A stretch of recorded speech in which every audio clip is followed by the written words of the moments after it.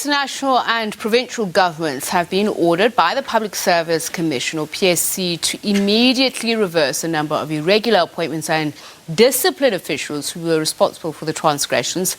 The government departments were also ordered to pay their service providers. This is contained in the PSC quarterly report from January until March this year. It was released by Commissioner Mike Seloane, who says that PSC received 334 complaints during the fourth quarter of 2020 to 2021, saying 185 related alleged irregularities in personnel practices such as appointment transfers and other career management in the departments occurred. Dr. Bruno Luthuli is Commissioner at the Public Service Commission. A very good evening to you, and thank you so much for speaking to us. So let's talk about the total number of complaints that you received and how many of them were actually irregularities.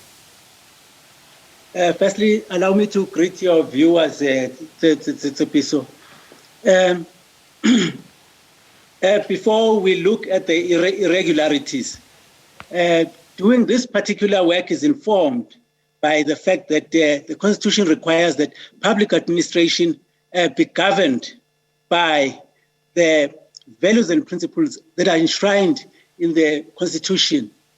There is a number of particular values that are important in this particular area, some of which are the high standard of professional ethics that need to be promoted in the public service, and that public administration must be accountable.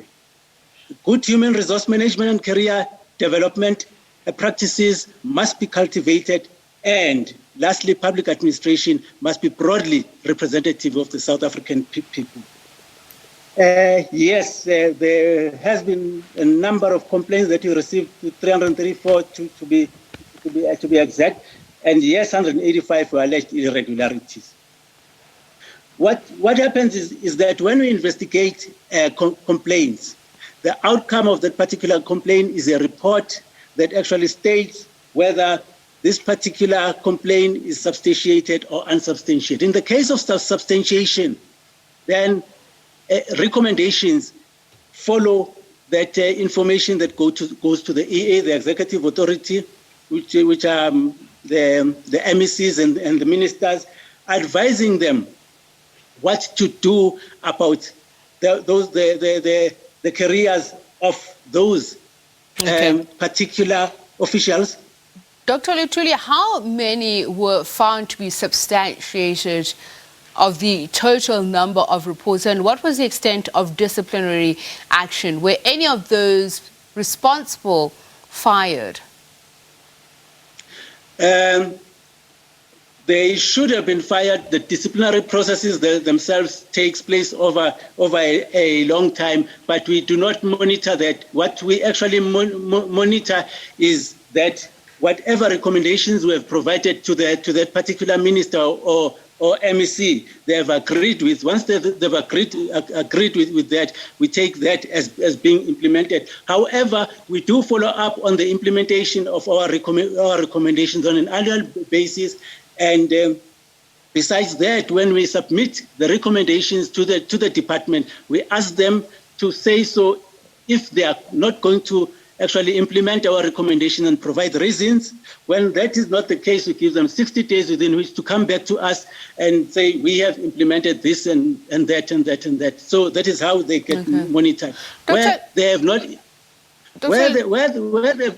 okay.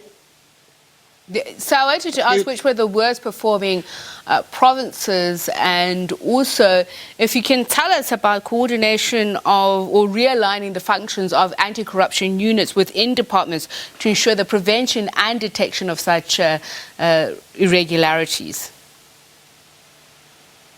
Normally, how we detect these irregularities is through whistleblowers, because these appointments are done by a few individuals who go through the process of advertising, the process of shortlisting, and the process of interviewing. But whilst they do that, there may be other particular officials who may have had an interest in that particular position and they've not been appointed or even shortlisted. Others have seen that maybe a particular relative of a particular official has been appointed and suspect that something amiss may have happened, then they come to the Public Service Commission and say, this particular appointment needs to be investigated.